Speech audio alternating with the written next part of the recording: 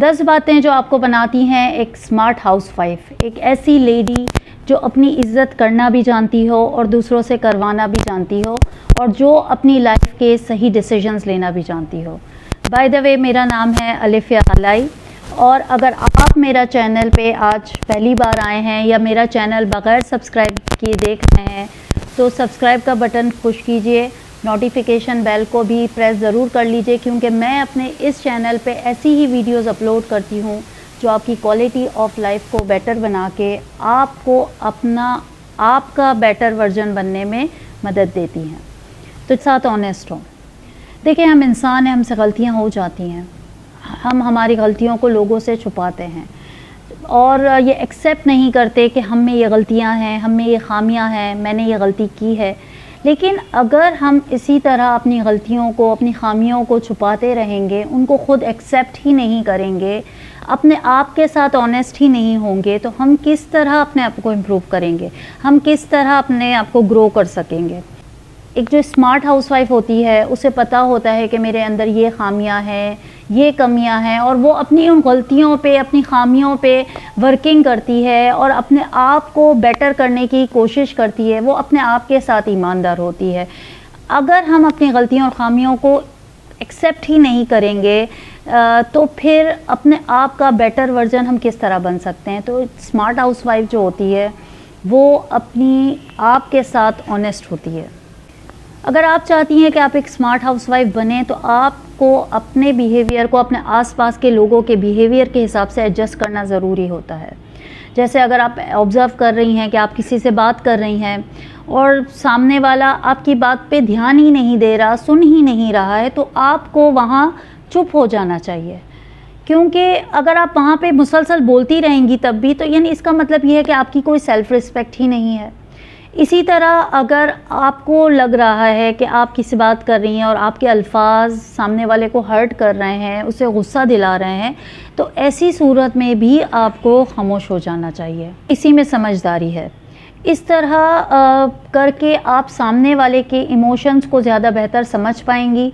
आपको ये समझ में आएगा कि अपने आवाज़ को, अपने टोन को, अपने अंदाज़ को किस तरह सामने वाले के अंदाज़ के बिहेवियर के हिसाब से एडजस्ट करना होता है। आपका कम्युनिकेशन स्किल इस तरह बेहतर हो जाएगा। आप ज़्यादा लोगों में हरदिल अजीज़ हो जाएंगी, क्योंकि लोगों को पता होगा कि आप उनकी बात उनके हिसाब से अच्छी तरह समझ जाती हैं। स्मार्ट हाउसवाइफ जो होती है उसे अच्छी तरह अपनी नीड और वांट्स में बैलेंस करना आता है।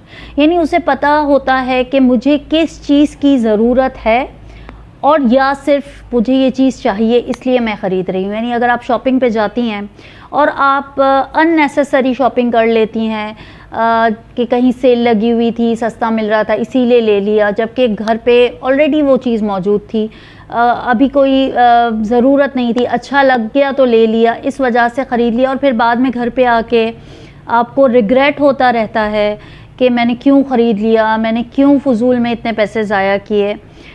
है वो अपने डिसीजंस को कॉन्शियस डिसीजन लेती है ऐसी सिचुएशन में।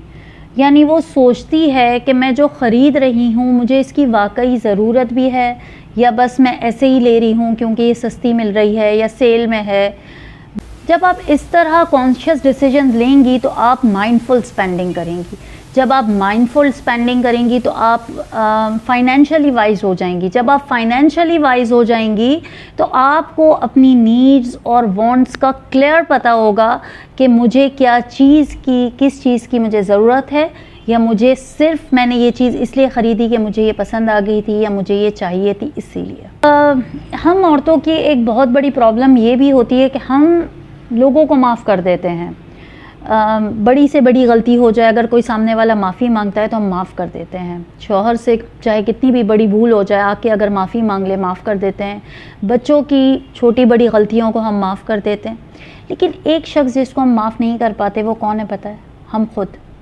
हमसे अगर कुछ गलती हो जाती है ना, हमारे अपने आप से हो जाती है, तो हम कॉन्स्टेंटली अपने आप को बुरा भला कहते रहते हैं। हम कॉन्स्टेंटली अपने आप को ज़िम्मेदार ठहराते रहते हैं कुछ गलत हो जाने का, कि ये मेरी वजह से हो गया, मैंने ऐसा किया तो इस वजह से हो गया, मुझसे ये गलती हो गई, मैं ख़ुद को कभी माफ़ नहीं कर सकती। तो जब आप ख़ुद को माफ़ ही नहीं करेंगी, आप गलती एक्सेप्ट कर लें कि मुझसे ये गलती हो गई, और आप अपने आप को सुधारने की कोशिश करें, ना कि उस पर सिर्फ रिग्रेट करती रहें, परेशान होती रहें, अपने आप को कसूरवार ठहराती रहें, नेगेटिव इमोशंस आपके सिर्फ अपने बारे में रहें। तो आप अगर सिर्फ अपने बारे में नेगेटिव ही सोचती रहेंगी तो आप किस तरह एक स्मार्ट हाउसवाइफ बनेंगी। स्मार्ट हाउसवाइफ होती है, उसे अच्छी तरह पता होता है कि हाँ मैं इंसान हूँ, मुझसे गलतियाँ हो जाती हैं, गलती हो गई, लेकिन यहाँ मैं गलत थी और मुझे ऐसा नहीं करना चाहिए था। वो अपने आप को कॉन्स्टेंटली रिग्रेट की सिचुएशन में नहीं डाल देती, कॉन्स्टेंटली नेगेटिव इमोशंस के साथ अपने इमोशंस को नहीं जोड़ती है। वो अपने आप के बारे में कॉन्फिडेंट होती है कि हाँ गलतियाँ हो जाती हैं, लेकिन मुझे इस गलतियों से सीखना है और कोशिश करनी है कि ये ही गलतियाँ अब आइंदा फ्यूचर में मैं ना दोहराऊँ। अगर आप एक स्मार्ट हाउसवाइफ हैं तो आपको ये भी समझने की बहुत ज़्यादा ज़रूरत है कि हमारी रियल लाइफ और हमारी रील लाइफ में बहुत ज़्यादा फ़र्क है।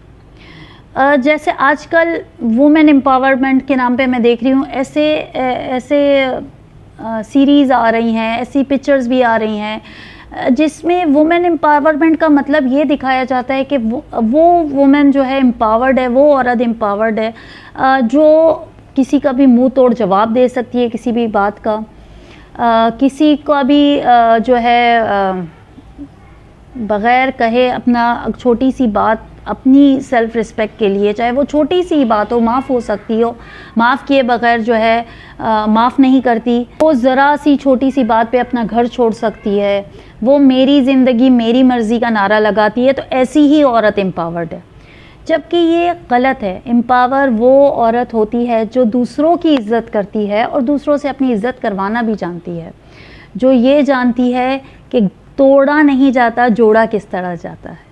वो अपनी बात को, अपने डिसीजंस को, अपनी आवाज़ को बेहतर तरीके से अच्छे अंदाज में लोगों के सामने अपने मोटिव को रखना जानती है।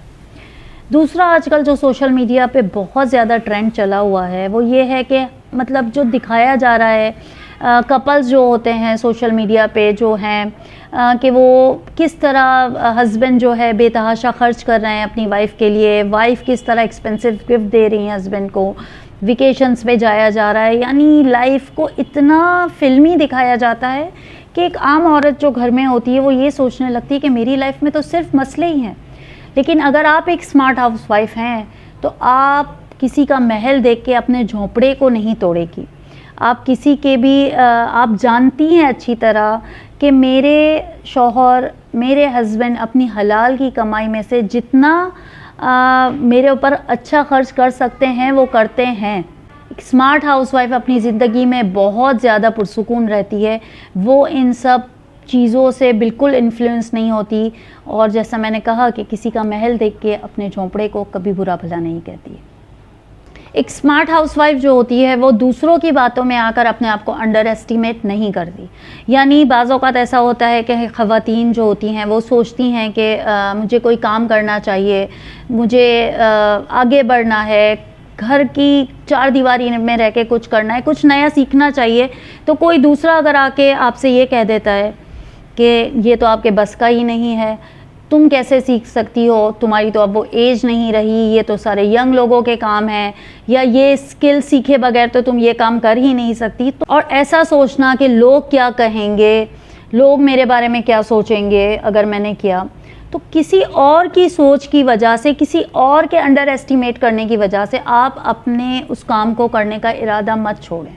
आप काम को ज़रूर कीजिए। आप अपने आप से ये कहिए, अगर आप एक स्मार्ट हाउसवाइफ हैं तो अपने आप से आपको ये कहना है कि अगर मैं ये काम जो मैं सोच रही हूँ करने का, ये क्या मैं ये कर सकती हूँ, और अगर मैं ये काम नहीं कर सकती तो मैं क्यों नहीं कर सकती, क्या इसके लिए जो चीज़ सीखने की ज़रूरत है वो मुझे नहीं आती, तो फिर आप वो चीज़ सीखें, पहले वो स्किल सीखें, लेकिन आप वो काम करें।